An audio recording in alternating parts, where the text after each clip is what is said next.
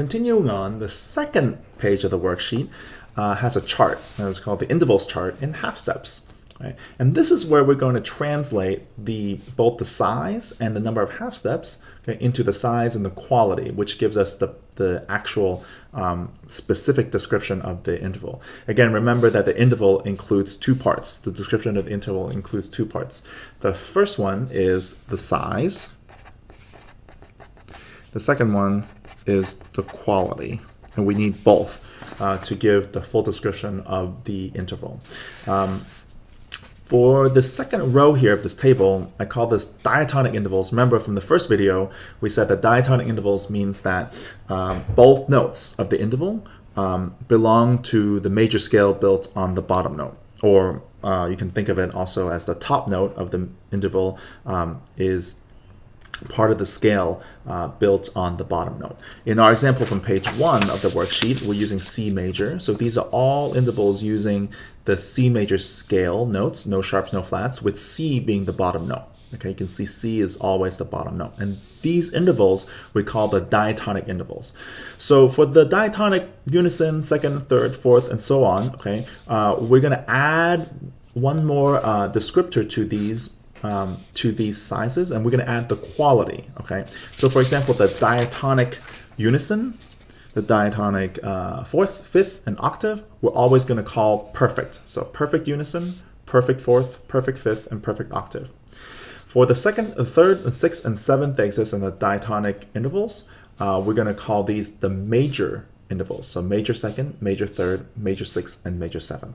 Okay, so these are the names we're going to attribute to the diatonic intervals. That is to say, if you find an interval that's a second apart, and it also is two half steps, the distance between the two is two half steps, it will always be a major second. Okay, we're always going to attribute this name to it, major second.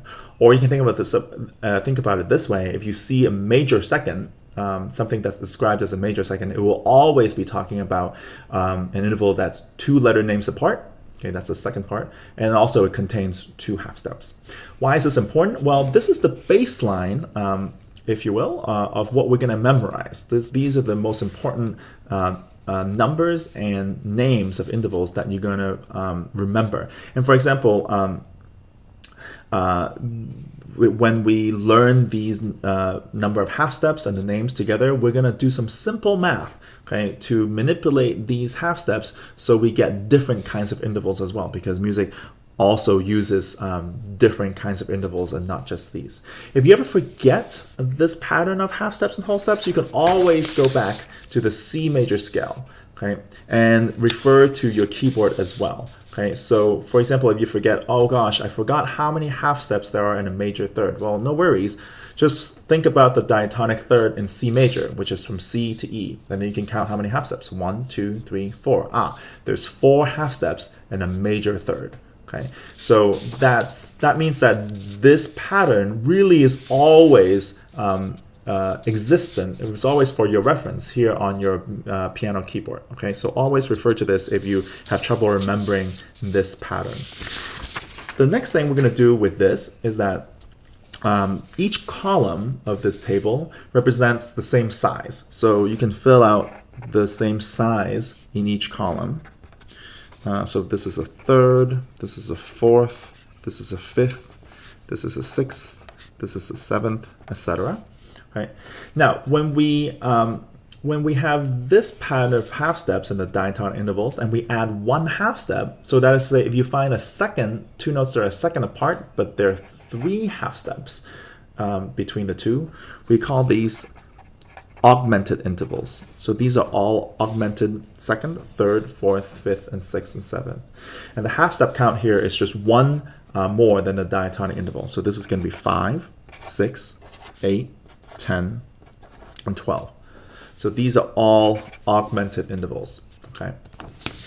The second part here, if we take away one half step, and ignore the ones that are sort of blocked off because these intervals don't exist in our musical theory discussion at the moment.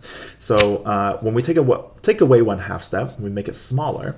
Okay? So that is to say, if you have a second that's only one half step apart, these are this is where we're going to name these intervals. So let me do the half steps first. So 3 half steps, 4 half steps, 8 and 10 and 11. So this is third, this is a fifth, this is a sixth, and this is a seventh, and this is an octave. Okay. For major intervals that are reduced by 1 half step, we call this minor. So minor second, minor third,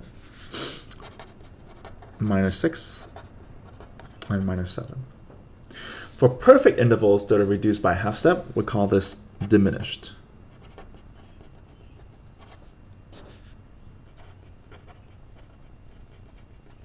Okay. Now, one more. If you take away 2 half steps from the diatonic intervals and make that 2 half steps smaller, so I'm going to take this number and minus 2. Okay, so this refers to the procedure here with the diatonic intervals number. When I do 2 minus 2, I get 0.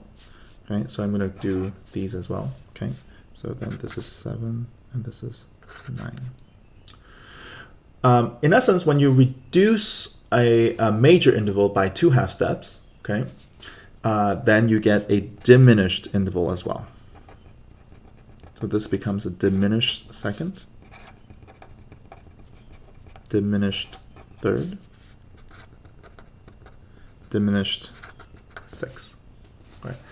So with this chart, now you're ready to figure out what the distance is between 2 notes in a very specific way, both having the size and then also the quality. Remember, the size only refers to the number of letters, regardless of accidentals, no sharps or flats, a number of letters that are covered on the musical alphabet.